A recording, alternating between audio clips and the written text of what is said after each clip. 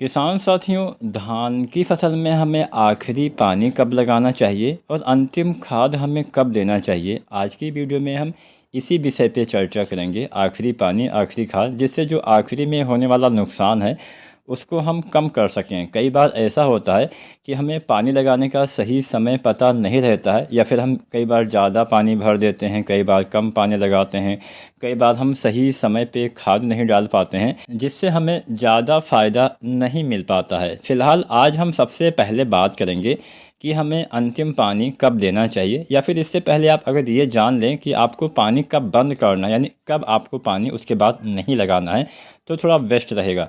किसान साथियों, जब धान के दाने जो होते हैं, जब धान के दाने का रंग हल्का सुनहरा होने लगे, उसके बाद आपको पानी लगाना बंद कर देना है। उसके बाद हम सिंचाई नहीं करें तो बेहतर है, क्योंकि उसके बाद जो हमारी फसल है वो पकने की तरफ बढ़ने लगती है।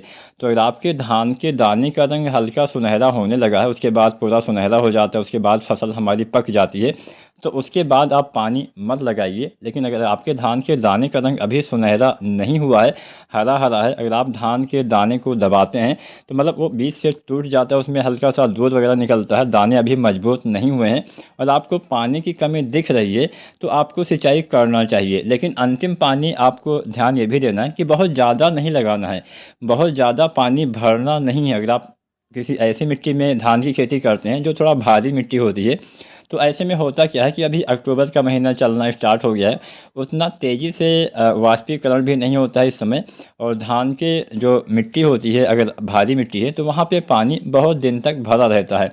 ऐसी कंडीशन में अगर आप आखिरी पानी ज़्यादा भर देंगे तो आपकी फसल गिरने की संभावना बढ़ जाएगी। तो अंतिम पानी बहुत ज़्यादा भरिए मत। और अगर आपकी धान के बालियों में अभी दुग्धावस्था चल रही है, मिट्टी में आपको नमी की कमी वगैरह दिख रही है, तो आप पानी लगा सकते हैं। अंतिम पानी बहुत ज़्यादा भरना नहीं होता है। ये तो बात पानी की हो गई।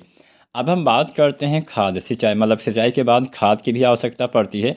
लेकिन हाँ, बाद में खाद डालने से भी आपको कोई विशेष फ़ायदा नहीं मिलेगा। धान की फसल में अगर हम अंतिम खाद के बारे में जानें, तो यहाँ पे कोई आपको दानेदार खाद नहीं डालना है। बालियाँ आने के बाद हम डालते हैं कुछ एनपीके, आप डाल सकते हैं, जिसका असर आपके पौधे को जल्दी हो जाएगा। अगर आप पोटास वगैरह डालते हैं, यूरिया वगैरह डालते हैं, तो आप पैसा ही बर्बाद करते हैं, उससे फ़ायदा नहीं होता है। तो आपको मतलब पोटास आपको डालना है, लेकिन आपको दानेदार पोटास नहीं डालना है। आपको जो एनपीके घुलनशील वाले आते हैं उसका स्प्रे करना है। कब डाल सकते हैं?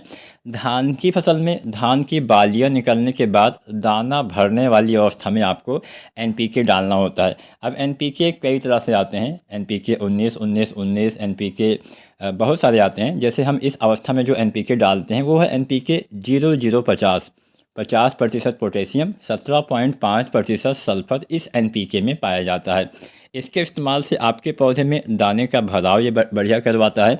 दाने की मोटाई, वजन जो होता है, चमक जो होता है, वो लाने का कार्य यह एनपीके करता है। पोटेशियम इस समय कार्य क्या करता है?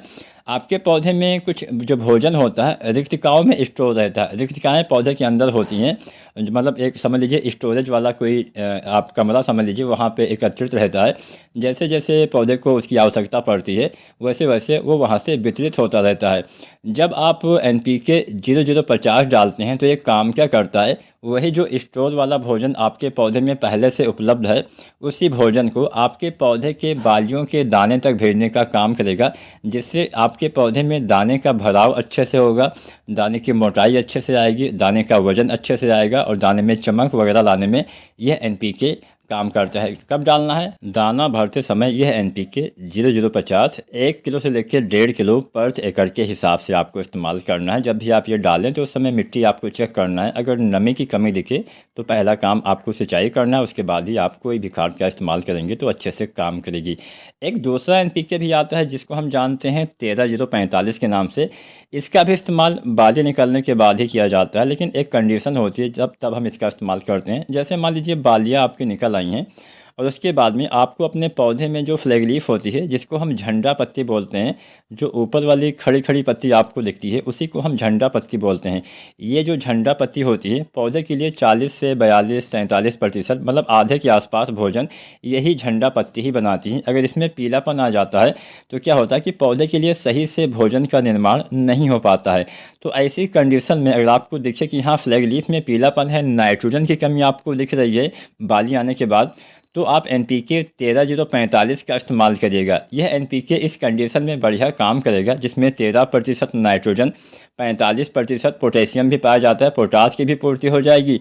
और आपके पौधे में अगर कुछ नाइट्रोजन की कमी है, फ्लैग लीफ में पीलापन है, तो वो पीलापन भी दूर होने वाला है, जिससे आपके पौधे में अच्छे से भोजन का निर्माण होगा और आपके पौधे में बाली के भराव में भी काफ़ी मदद करेगा। तो उम्मीद करते हैं आज की वीडियो में आपको पता चल गया होगा अंतिम पानी कब लगाना है और अंतिम खाद हमें कब देना है। वीडियो अगर आपको अच्छी लगी हो तो आप लाइक शेयर करिए। चैनल को सब्सक्राइब नहीं किया है तो SRJ खेती चैनल को ऐसे ही वीडियो समय समय पर देखने के लिए आप सब्सक्राइब करिए। धान की कटाई के बाद आप कौन सी फसल लगाने वाले हैं, आप चाहें तो हमें नीचे कमेंट के माध्यम से बता सकते हैं, जिससे आने वाले दिनों में हम उसी के ऊपर वीडियो बना सकें। अगर आप धान की कटाई के बाद गेहूं की खेती करने वाले हैं तो बताइए, या फिर कोई दूसरी फसल लगाते हैं तो उस फसल का नाम नीचे आप कमेंट में बताइए, जिससे आने वाले दिनों में हम उससे संबंधित वीडियो बना सके। वीडियो अच्छी लगी हो तो लाइक ज़रूर करिएगा। धन्यवाद।